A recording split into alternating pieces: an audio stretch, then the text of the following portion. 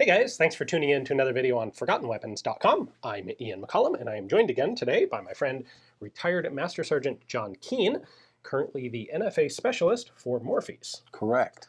You know machine guns. Yes. Well, we have two machine guns here. We have, well, I'll introduce this one. We have an early pattern of Bren gun. This is a little unusual because it has a Mark III barrel on it, which is later, but it's a very early pattern Bren that still had the original scope mounting bracket.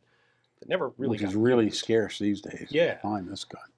And then the other one, I don't know, some junky European thing, right? It's a Czechoslovakian ZB-26, which was taken into Nazi service during World War II. And as you can see, the condition is absolutely superb. It is a freaking gorgeous gun. I'm looking at the Czech crest here, the serial number 1347, and then the waffenamts on the back of the receiver. Like, man. You know, most of the stuff the Germans took into service early in World War II did not end up at the end of World War II looking that nice. Right. I wish, as so many times with these guns, I wish they could talk and say, how did you escape getting beaten to hell? If only this gun could talk. Crippling PTSD. Right. Well, or not. Or it's like, yeah, I sat in a box all these years. And this is the gun equivalent of bone spurs. I will say something interesting about that ZB. I know where that ZB came from several generations back, and the person whom I originally got it from was his wife is fourth in line in the Romanov wow, okay. line of succession. Huh. Should the Romanovs ever come back to power. Maybe there will be an opening before too much longer. With what's going on in the world today, maybe. But he was an absolute consummate, exceptionally superb eye at fine conditions specimens of their kind. Well, and it was only because he was in very advanced age that he let go of this particular piece. He certainly had an eye for that one. At any rate, the idea we have here is, as we've done before, to present the conundrum of you can have one of these guns, but not both of them. Which one do you take? And we usually have some criteria for this, like you're going to use it for blank, and we kind of just didn't really come up with a criteria today. We didn't do that today. Last time, but let's think about the positives and the pros and the cons of these. The idea is, okay, you're not going to get a hold of this thing because of the financial value of it. Well, I'm telling you right now, well, let me ask you this. Which one of those two guns do you think would bring the most were it come competitively for auction? I think the ZB. And I don't think there's much doubt in that at all. I think it would be the ZB by a pretty significant margin. I agree. This is a really cool, nice Bren gun, but it's not waffenamt. And it doesn't have the condition level that the ZB does. And like a waffenamt, just like add 25% to anything that gets stamped with one. That's right. There's just a collecting premium for Germans. For that.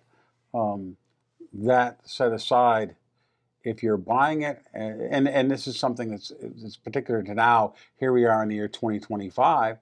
And it's 2026. 2026. I'm sorry. My brain's in 2025. Here we are in 2026.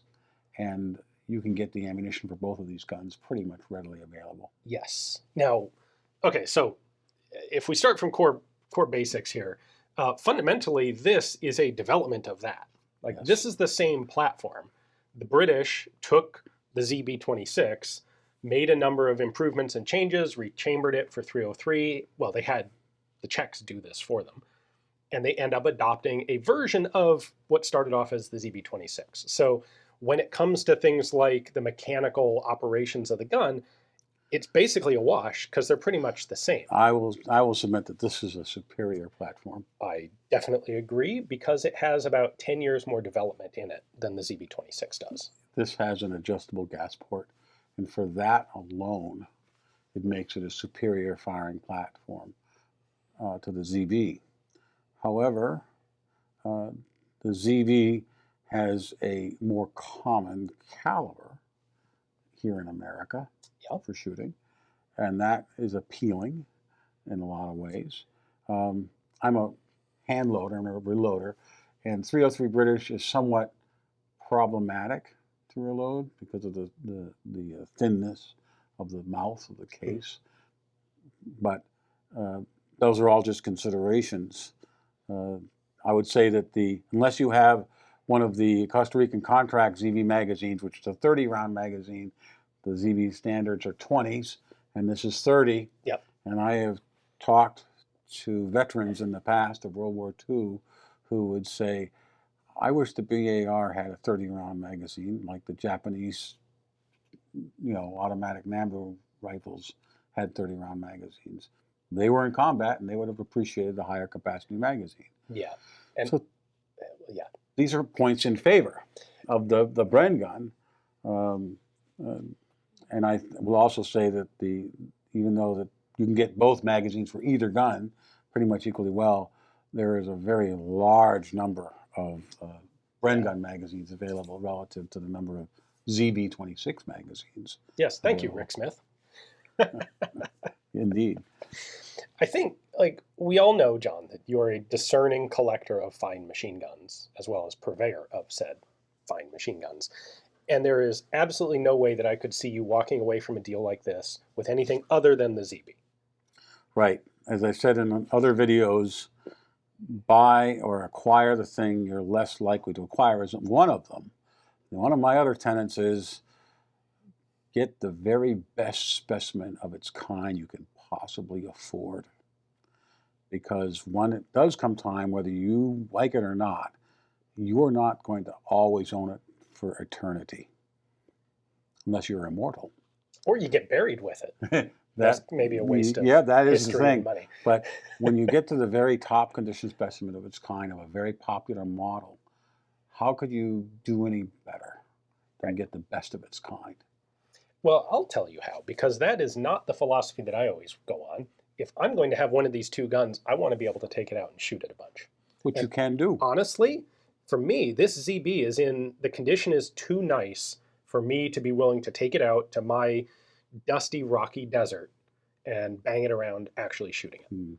I would be literally reticent to take this out to shoot it because it's too nice. I prefer something that's in more like this condition where it's got a bunch of scratches on it.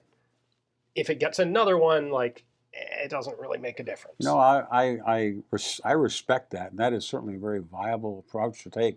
But I will also submit for your consideration that if you, Ian MkIII, properly respect and care for the guns you take out to shoot, you, Ian MkIII, are not going to put 10,000 rounds out of either one of these guns.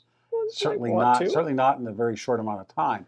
And if you take them out and you handle them properly, you clean them immediately afterwards, you aren't going to make any appreciable damage. That's true. The people who would, if you're going to take that ZB out to shoot, it's going to you're going to take it to a nice range and you're going to put it on a shooting bench or a we're good not shooting in combat, and we're not likely to be. But I like taking, I would love to run this in a two-gun match. That kind of thing where it is going to be banged around. Right. And it's not that I deliberately try to damage guns. It's just I am knowingly putting them often in situations that will result in finish wear and damage. Well, I guess I'll reveal that the answer to that is, and what I do is, I have two ZB-26s. Of course I have one.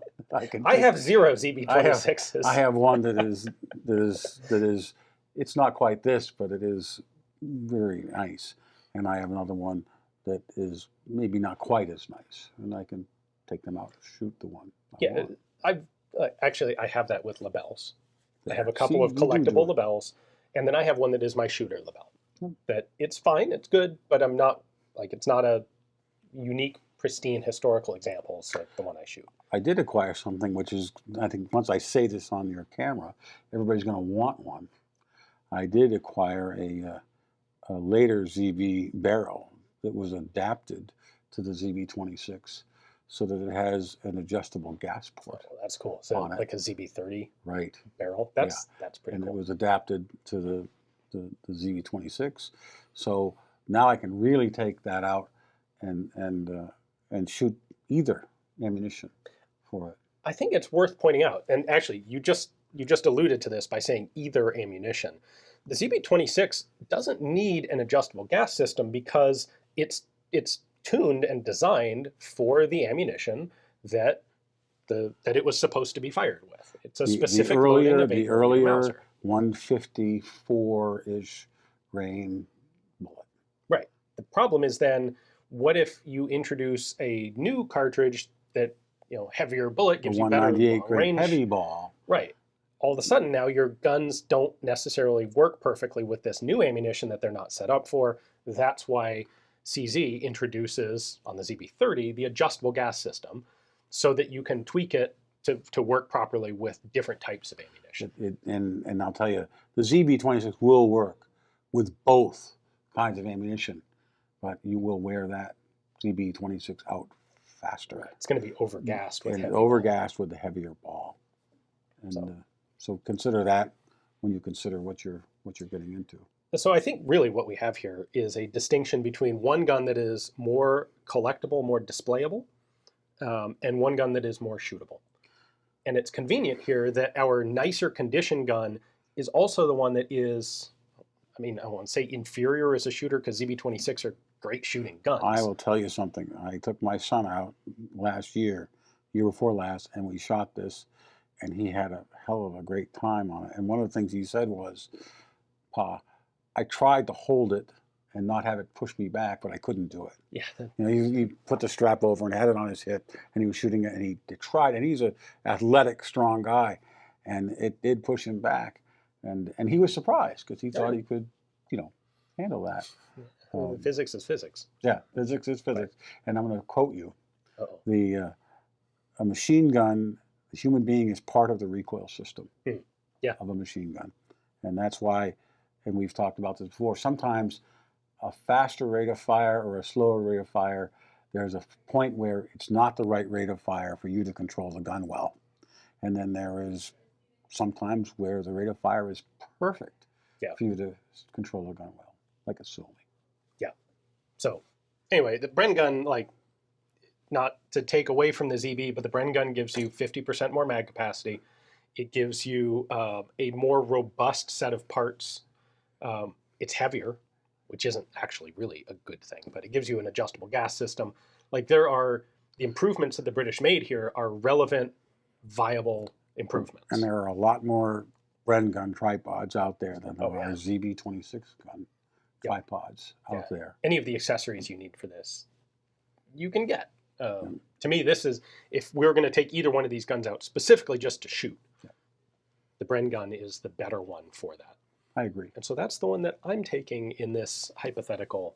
I don't think Dan Murphy's going to let me walk out. And in 20 years or 30 years, when I sell my ZBs, we'll see how much they bring relative to what your Bren gun brings. I have no illusions that this is not the more valuable gun, but it is the one that I But I will kind of point out the fact that this is the early model with that scope mount arrangement and the lightening cuts on the side makes this an absolutely superb specimen of the Bren gun. It's at the very top of the desirability chain for the Bren gun. This would be a better pick one challenge if we actually had a less desirable Bren gun here. Yeah, agreed.